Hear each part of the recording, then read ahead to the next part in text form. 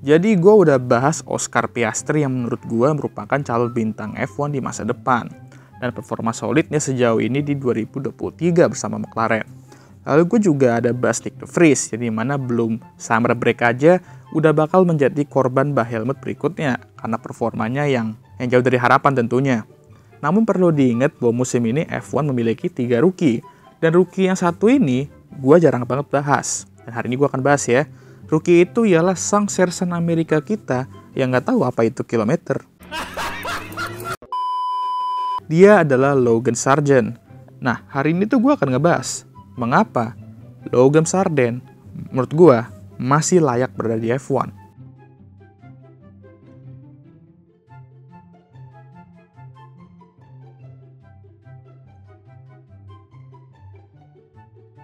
Sebelumnya saat dia bergabung ke F1 bersama Williams, banyak orang yang sedikit meragukannya.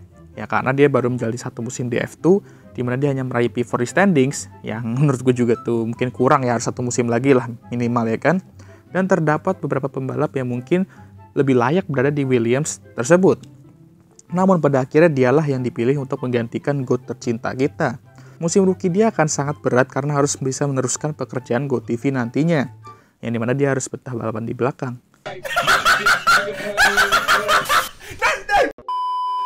Nah, musim ini sebenarnya gue cukup pede kalau Logan ini nggak akan menjalani musim kayak GOAT TV. Pertama, karena gue yakin Williams musim ini dengan jatah wind tunnel yang cukup banyak ya dan cukup lama juga dibandingkan tim lainnya, pasti bakal improve dan gak sebapuk 2022. Sehingga nggak bakal sering Moto3 banget lah ya. Dan kedua, Logan Sargeant ini sebenarnya terbukti kecepatannya di feeder series. Walaupun gak ada juara, tapi pace dia bukanlah kaleng-kaleng. Dan kalau sudah diberikan waktu bisa konsisten sebenarnya ya kan. Nah sekarang menuju 2023. Bener prediksi gue soal Williams yang gak bakal sebapuk 2022. Mobil mereka di beberapa balapan musim ini terlihat kenceng. Dan di tangan Albon at least mereka mampu menunjukkan potensi sebenar mobil itu. Dan meraih beberapa poin. Namun untuk Logan, emang dia itu masih rookie ya. Dan masih perlu banyak belajar. Nah menuju Bahrain Grand Prix, dia melakukan start yang luar biasa banget, dan karena itulah dia mampu finish di posisi 12 di debutnya. Lumayan lah ya, not bad.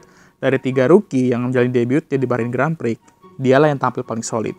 Awalnya bagus, dan fans pun tentu mulai menunjukkan perhatian kepadanya. Cacut kali menunjukkan perhatian ya.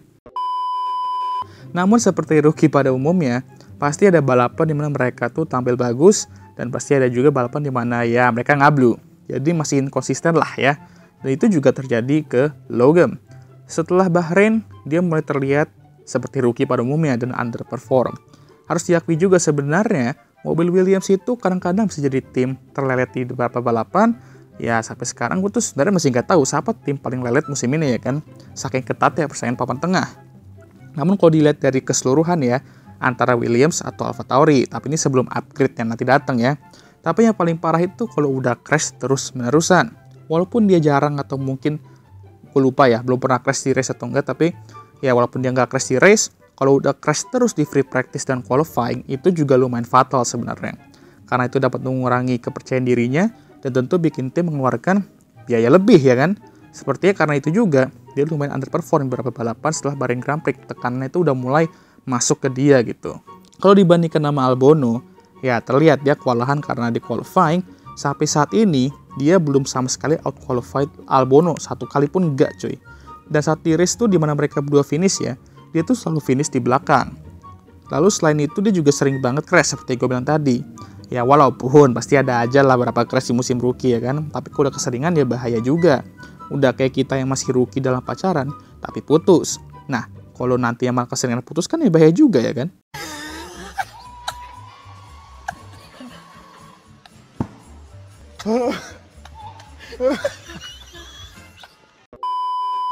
Jadi rada mirip Mick Schumacher ini.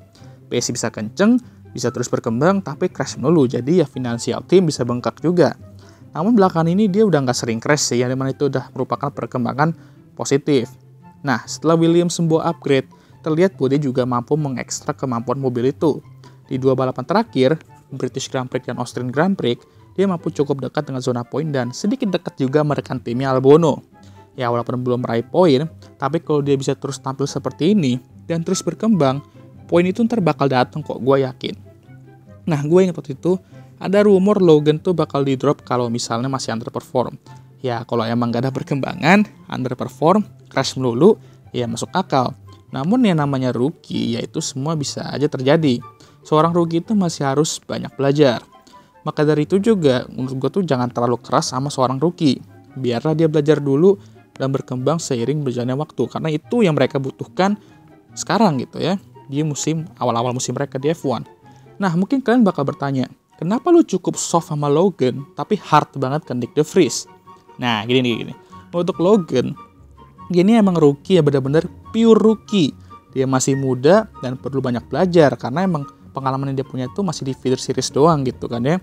Sementara Nyck, dia ini pembalap dengan pengalaman yang sebenarnya itu udah cukup cuy ya. Dia udah meraih gelar Jordan Formula E, juara F2, dan ngetes mobil F1 juga berapa kali di musim lalu ya kan.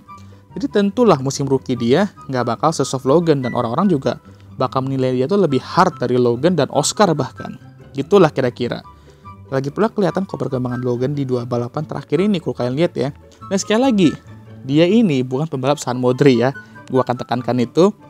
Dia bukan pembalap yang balapan di belakang melulu gitu kan ya, tapi dia tuh bisa balapan menuju ke tengah-tengah dikit tuh bisa dia. Tapi harus diakui juga, dia tuh ya kalau mau lebih melayakkan dirinya di F1, harus bisa berapa kali mengalahkan Albon baik di qualifying atau race. Dan yang penting tapi jangan crash aja lah, karena itu nggak akan membantu kedua pihak Logan dan pihak Williams tentunya. Untuk saat ini gue rasa dia masih sangat aman lah untuk berada di F1 dan masih layak juga sebenarnya. Dan baik lagi, dia bisa terus berkembang juga sering berjalannya musim, kalau dikasih waktu juga mungkin bisa berkembang lebih lagi. Tapi gue sedikit kecewa guys sebenarnya, karena dia sejauh ini tuh gagal untuk meneruskan warisan GoTV yang San Modri. Sehingga gak ada pemimpin San Modri tahun ini ya kan. Oh, kalau itu mah ada kali bang yang meneruskan. Masa lu gak sadar sih? Hah? Siapa yang meneruskan pemimpin San Modri? Ya sudah jelas Alfa Romeo lah.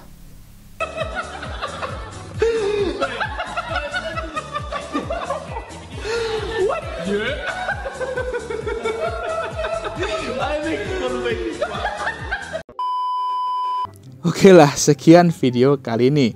Gimana menurut kalian? Apakah Logan menurut kalian ya layak berada di F1?